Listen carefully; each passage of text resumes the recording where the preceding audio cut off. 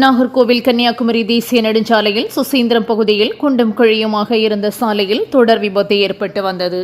இதைத் தொடர்ந்து அப்பகுதியைச் சேர்ந்த இளைஞர்கள் தங்களது சொந்த செலவில் மினி டம்போவில் மண் ஏற்றி கொண்டு வந்து சாலையை செப்பனிடும் பணியில் ஈடுபட்டனர். இதனை அப்பகுதியினர் வெகுவாக பாராட்டி வருகின்றனர். கன்னியாகுமரி மாவட்டத்தில் கோடை வெயிலின் தாக்கத்தால் ஏற்பட்டுள்ள வெப்பத்தின் எதிரொலியால் நாகர்கோவில் நகர் முழுவதும் குடிநீர் வழங்கி வரும் குடிநீர் ஆதாரமான முக்கடல் அணை நீர்மட்டம் கடும் சரிவு கண்டுள்ளது. 25 அடி கொள்ளளவு கொண்ட இந்த அணையின் நீர்மட்டம் -3.2 குறைந்துள்ளது. இதனால் குடிநீர் தட்டுப்பாடு ஏற்படும் அபாயம் ஏற்பட்டுள்ளது. நாகர்கோவில் மாநகராட்சி சார்பில் நாகர்கோவிலில் இருந்து திருவனந்தபுரம் செல்லும் பிரதான சாலையில் பாதாள சாக்கடை திட்டப்பணிகள் நடைபெற்று வருகின்றன. இதற்காக சாலைகளை தூண்டியதால் போக்குவரத்து நெருக்கடி ஏற்பட்டுள்ளது. இந்நிலையில் இந்த பணிகளை உடனடியாக முடிக்க வேண்டும் என நாகர்கோவில் மாநகராட்சி ஆணையரிடம் மார்க்சிஸ்ட் கம்யூனிஸ்ட் கட்சியினர் மனு அளித்துள்ளனர். தனது தந்தைக்கு பிறகு கிரிக்கெட் வாழ்க்கையில் டோனியே தனக்கு தந்தையாக இருப்பதாக சிஎஸ்கே அணியின் நம்பிக்கை நட்சத்திரமான மதிஷா பத்திரானா நிகழ்ச்சி தெரிவித்துள்ளார். பெரிய அறிவுரைகள் எதையும் ஒருபோதும் வழங்க மாட்டார் என்றும் அவர் கூறும் சின்ன சின்ன அறிவுரைகள் கூட தன்னுள் பெரும் மாற்றத்தை ஏற்படுத்துவதாகவும் தெரிவித்தார். மேலும் ஒரு தந்தையைப் போல் அவர் தன்னை நன்றாக கவனித்து வருவதாகவும் புகழ்ந்தார்.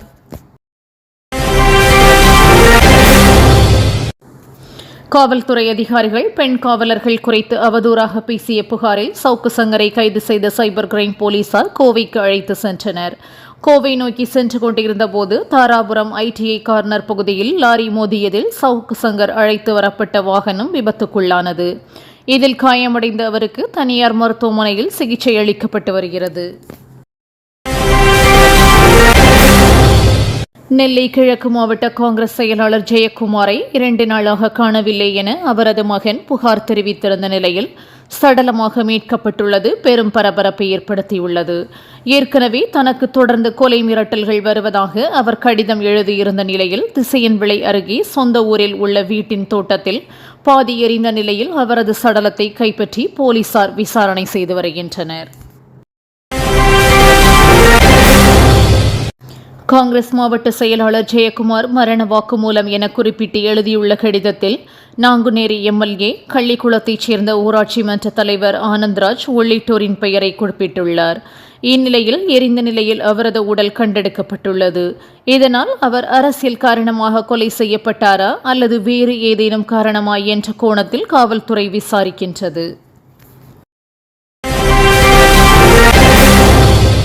கோடை வெயில் காரணமாக தமிழகம் முழுவதும் நிலவி வரும் குடிநீர் தட்டுப்பாட்டை போக்க போர்க்கால நடவடிக்கை எடுத்து சீரான குடிநீர் விநியோகம் செய்ய வேண்டும் என தமிழக அரசுக்கு டிடிவி தினகரன் வலியுறுத்தியுள்ளார். தண்ணீர் தட்டுப்பாட்டை பயன்படுத்தி தனியார் லாரிகள் மூலம் விற்பனை செய்யப்படும் குடிநீரை குடம் ஒன்றுக்கு ரூபாய் 15 முதல் 20 வரை பணம் வசூலிக்கப்படுகிறது. இதை தடுத்து நிறுத்த வேண்டும் எனவும் அவர் வலியுறுத்தினார்.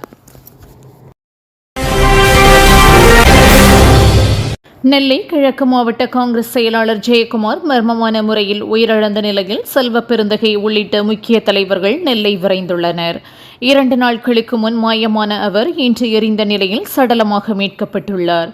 இவ்விவகாரம் தொடர்பாக விசாரிக்க 3 தனிப்படைகள் ஏற்கனவே அமைக்கப்பட்டுள்ளன. கொலை மிரட்டல் புகார் அளித்திருந்த நிலையில் அவரது மரணம் அதிர்ச்சியை ஏற்படுத்தியுள்ளது. நெல்லை காங்கிரஸ் மாவட்ட செயலாளர் மரணத்தில் தொடர்புடையவர்களை உடனடியாக கைது செய்ய வேண்டும் என இபிஎஸ் வலியுறுத்தியுள்ளார். திமுக ஆட்சியில் சட்டம் ஒழுங்கு சீர்குலைந்து வருவதை தினமும் சுட்டிக்காட்டுவதாகவும் தற்போது தேசிய கட்சியின் மாவட்ட தலைவரை சடலமாக மீட்கப்படுவது சட்ட ஒழுங்கு சீர்கேட்டின் உச்சம் எனவும் கொந்தளித்துள்ளார். இனி இதுபோன்ற குற்றங்கள் நிகழா வண்ணம் செயல்படுமாறு அவர் முதல்வரை கேட்டுக்கொண்டார். நேற்று சிபிஎஸ்இ 10ஆம் வகுப்பு தேர்வு முடிவுகள் வெளியாகும் என தகவல் வெளியாகின. இந்நிலையில் சிபிஎஸ்இ 10, 12ஆம் வகுப்பு தேர்வு முடிவுகள் மே 20க்கு பிறகு வெளியாக வாய்ப்புள்ளதாகவும் கடந்த ஆண்டைப் போலவே இந்த ஆண்டும் முதலிடம் பிடித்தவர்களின் பட்டியல் வெளியிடப்படாது எனவும் புதிய தகவல் வெளியாகியுள்ளது. தமிழகத்தில் 12ஆம் வகுப்புக்கு மே 6, 10ஆம் வகுப்புக்கு 10ஆம் தேதி தேர்வு முடிவுகள் வெளியிட திட்டமிடப்பட்டுள்ளது. காங்கிரஸ் நிர்வாகி ஜெயக்குமார் மரணத்திற்கான உண்மை காரணத்தை வெளிக்கொண்டு வர வேண்டும் என அண்ணாமலை வலியுறுத்தியுள்ளார். இதுகுறித்து தனது ட்விட்டர் பக்கத்தில் பதிவிட்டுள்ள அவர், கடந்த 30ஆம் தேதியே தன் உயிருக்கு ஆபத்து இருப்பதாக ஜெயக்குமார் புகார் அளித்தும் காவல்துறை நடவடிக்கை எடுக்கவில்லை என குற்றம் சாட்டினார். மேலும் திமுக ஆட்சியில் சட்டம் ஒழுங்கு கேள்விக்குறியாகி உள்ளதாகவும் அவர் பதிவிட்டுள்ளார். புல்வாமா தாக்குதல் நடந்த 10 நாட்களில் பாகிஸ்தானுக்கு ராணுவ ரீதியில் பாஜக அரசு பதிலடி கொடுத்ததாக மத்திய அமைச்சர் அமித் ஷா கூறியுள்ளார்.